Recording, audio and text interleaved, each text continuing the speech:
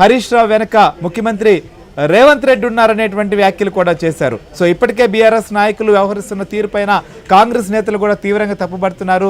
దీనికి సంబంధించి కూడా మనతో సిద్ధార్థ కూడా లైవ్ లో జాయిన్ అవుతున్నారు. సో నరేష్ ఏంటి, సో అమెరికా నుంచి వచ్చినటువంటి కవిత ప్రస్తుతం ఏదైతే సిబిఐ విచారణ వేసినటువంటి నేపథ్యంలో దీనిపైన తీవ్రంగా స్పందించారు.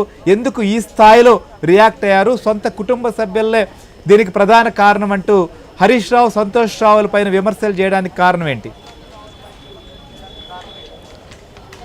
అమెరికా నుంచి వచ్చిన ప్రతిసారి కవిత సంచలన కమెంట్స్ చేయడం ఇది రెండోసారి. మే 23వ తారీఖు నాడు శంషాబాద్ ఎయిర్పోర్ట్లో అప్పుడు అమెరికా పర్యటనకు వెళ్ళిన కవిత కేసీఆర్ చుట్టూ దెయ్యాలున్నాయి, ఆయన మంచివాడే కానీ ఆయన చుట్టూ దెయ్యాలున్నాయి, అందుకే పార్టీ పరిస్థితి అలా తయారైందంటూ కూడా మే 23న కవిత కొన్ని సంచలన కమెంట్ చేశారు. ఆమె కమెంట్స్ అప్పట్లో తెలంగాణ రాజకీయాలలో సంచలనంగా మానే తర్వాత మే 29వ తారీఖున కేటీఆర్ టార్గెట్గా పరోక్షంగా కొన్ని కమెంట్ చేశారు. అప్పుడు ఎప్పుడు కూడా కేటీఆర్ పేరు కానీ ఆ దెయ్యాలు ఎవరనేది కూడా ఆమె పేరు ఎప్పుడు తీసుకోలేదు. కానీ ఇప్పటి వరకు కూడా అందరూ కేటీఆర్, సంతోష్ రావుని ఉద్దేశించే కవిత మాట్లాడుతున్నారు అనుకున్నారు. కానీ ఈరోజు ఉదయమే తన కుమారుడిని కాలేజీలో చేర్పించి ఈరోజు ఉదయం హైదరాబాద్ చేరుకున్న కవిత కాసేపటి క్రితమే ప్రెస్ మీట్ నిర్వహించారు. ఈ ప్రెస్ మీట్లో డైరెక్ట్ అటాక్ చేశారు. అంటే ఒక రకంగా చెప్పాలంటే కవిత చాలా రోజులుగా అవకాశం కోసం ఎదురు చూస్తారు. అవకాశాన్ని ఇప్పుడు కేసీఆర్కు సిబిఐ విచారణ ఎదుర్కోబోతున్న నేపథ్యంలో దానిని అవకాశంగా తీసుకున్న కవిత ఈరోజు సంతోష్ రావు, హరీష్ రావు వీళ్ళిద్దరే కేసీఆర్ ప్రస్తుత పరిస్థితికి కారణం. కేసీఆర్ మహానాయకుడు, తన నాన్న ఎవరైతే కేసీఆర్ ఉన్నారో ఆయన సిబిఐ విచారణను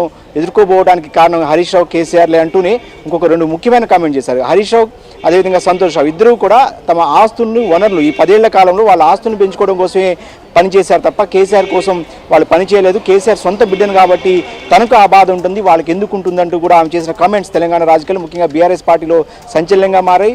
మరొక వైపు రెండవ టర్మ్లో 2018లో రెండోసారి ప్రభుత్వాన్ని 6 నెలల ముందే రద్దు చేసి ఎలక్షన్కి వెళ్ళిన కేసీఆర్ రెండోసారి మళ్ళీ ఎన్నికయ్యారు 2018లో. అప్పుడు దాదాపు ఆయన 2018 డిసెంబర్ 13న కేసీఆర్ సీఎంగా ప్రమాణ స్వీకారం చేస్తే ఫిబ్రవరి వరకు అంటే దాదాపు 90 రోజుల పాటు క్యాబినెట్ని విస్తరించలేదు. ఒక కేసీఆర్తో పాటు మహమూద్ అలీ మాత్రమే మంత్రివర్గంలో ఒక్కరికే చోటు కల్పించారు. కేవలం హరీష్ రావు వల్లే మంత్రివర్గాన్ని దాదాపు 2.5-3 నెలల పాటు పెండింగ్లో పెట్టాల్సి వచ్చింది. హరీష్ రావు చేసిన ఆ పని వల్లే కేసీఆర్కి కడుపు రగిలి చేసేదేమి లేక ఆయన్ని క్యాబినెట్లో కూడా తీసుకోలేదు హరీష్ రావుని తీసుకోకపోవడం వల్ల కేటీఆర్తో పాటు ఇతరులందరినీ ఆపేశారనేది కూడా ఆమె ఒక కామెంట్ కూడా ఈ ప్రెస్ మీట్లో చేయడం కాస్త రాజకీయంగా కూడా మరొకసారి తీవ్ర చర్చనీయాంశంగా మారే అవకాశం కనిపిస్తుంది. ఇక సిబిఐ విచారణకు వస్తే కేసీఆర్ కడిగిన ముత్యంలాగా బయటకు వస్తారు. అదేవిధంగా ప్రస్తుత ముఖ్యమంత్రి రేవంత్ రెడ్డి అటు హరీష్ రావును, సంతోష్ రావును కాపాడుతున్నారంటూ కూడా ఆమె చేసిన కామెంట్స్ ప్రస్తుతం చర్చనీయాంశంగా మారి. గతంలో కూడా కవిత చాలాసార్లు అంటే మే 2వ తారీఖు నాడు ఆమె ఒక లేఖ రాశారు ముఖ్యమంత్రి కేసీఆర్కి. ముఖ్యమంత్రికి లేఖ రాశారు. ఆ లేఖ లీక్ అయిన తర్వాత అప్పటి నుంచి కూడా కవితకు అదేవిధంగా ఇటు బీఆర్ఎస్ పార్టీకి పూర్తి గ్యాప్ వచ్చేసింది. ఆ గ్యాప్ తర్వాత ఇప్పటి వరకు కూడా కవిత బీఆర్ఎస్ పార్టీ కార్యాలయానికి తెలంగాణ భవన్కి కావచ్చు, అదేవిధంగా పార్టీ కార్యక్రమాలకు పూర్తిగా దూరంగా ఉంటున్నారు అప్పటి నుంచి కూడా. సో కవిత మీద జగదీష్ రెడ్డి ఒకరిద్దరు నాయకులు తప్ప ఎవరు కూడా మాట్లాడటానికి కూడా జంకుతున్నారు, ఎవరు కూడా ధైర్యం చేసి మాట్లాడడం లేదు. సో ఈ నేపథ్యంలోనే కవిత ఈ 3 నెలల కాలంగా పూర్తిగా దూరంగా ఉంటున్న నేపథ్యం. సో ఒక రకంగా చెప్పాలంటే తెలంగాణ జాగృతి మీదే ఆమె కార్యక్రమాలు చేస్తూ వస్తున్నారు. తెలంగాణ జాగృతి మరొక రాజకీయ పార్టీగా కూడా రూపాంతరం చెందుతుందా అన్న సందేహాలు కూడా ఇప్పుడు కలుగుతున్నాయి. ఖచ్చితంగా ఆమె ఒక అంశం చెప్పండి క్లియర్ గా.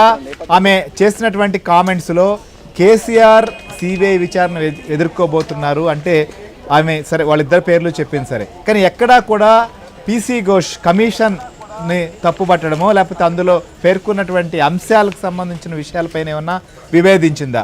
అంటే ఆమె కూడా ఈ యొక్క కమిషన్ రిపోర్ట్లో ఉన్నటువంటి అంశాలు ఖచ్చితంగా ఆమె శాసనమండలి సభ్యురాలు, నిన్న ఆల్రెడీ శాసనసభ్యులకు కూడా ఇచ్చారు, ఆమె దృష్టికి కూడా వెళ్ళుంటాయి. సో వాటన్నిటిని కూడా స్టడీ చేసే ఉంటుంది. అంటే ఆమె కూడా తప్పు పట్టలేదు అంటే కమిషన్ నివేదికలో ఉన్నటువంటి విషయాలు ఒక విధంగా చెప్పాలంటే అందులో వాస్తవాలు ఉన్నాయనా లేకపోతే అలా జరుగుంటుందనా భావించే ఈ రకంగా మాట్లాడిందా వారిద్దరి వల్ల జరిగిందని?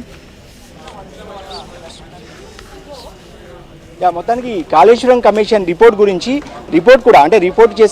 వేసిన విధానం కావచ్చు, జూన్ 9వ తారీఖున హరీష్ రావును విచారించింది. ఆ తర్వాత కేసీఆర్ని జూన్ 11ను విచారించింది.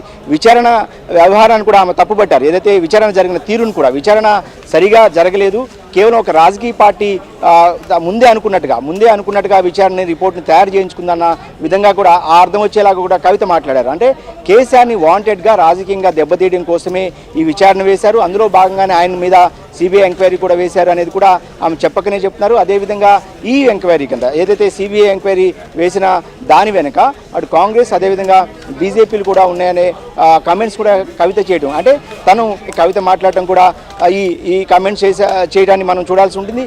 అదేవిధంగా ఈ కాళేశ్వరం ప్రాజెక్ట్ వల్ల దాదాపుగా తెలంగాణ అంతా కూడా సస్యశ్యామలం అయితే కూడా అంటే కాళేశ్వరం ప్రాజెక్ట్ కట్టిన కేసీఆర్ని ఒక 200 సంవత్సరాలు తెలంగాణ సమాజం గుర్తుంచుకుంటుంది. కానీ వాంటెడ్గా కొన్ని రాజకీయ శక్తులు అటు కేసీఆర్ ముఖ్యమంత్రి రేవంత్ రెడ్డి కావచ్చు, రేవంత్ రెడ్డిని సపోర్ట్ చేసిన అంటే రేవంత్ రెడ్డిని బీజేపీనే సపోర్ట్ చేస్తుంది. అందులో భాగంగానే ఈ ఎంక్వైరీ చేశారనేది కూడా ఉదయం నుంచి కూడా బీఆర్ఎస్ లీడర్స్ ఉదయం నుంచి కూడా చేసిన అలిగేషన్స్. సో ఆ అలిగేషన్స్ని కవిత కూడా ఒక రకంగా అందిపుచ్చుకున్నప్పటికీ కూడా సేమ్ టైం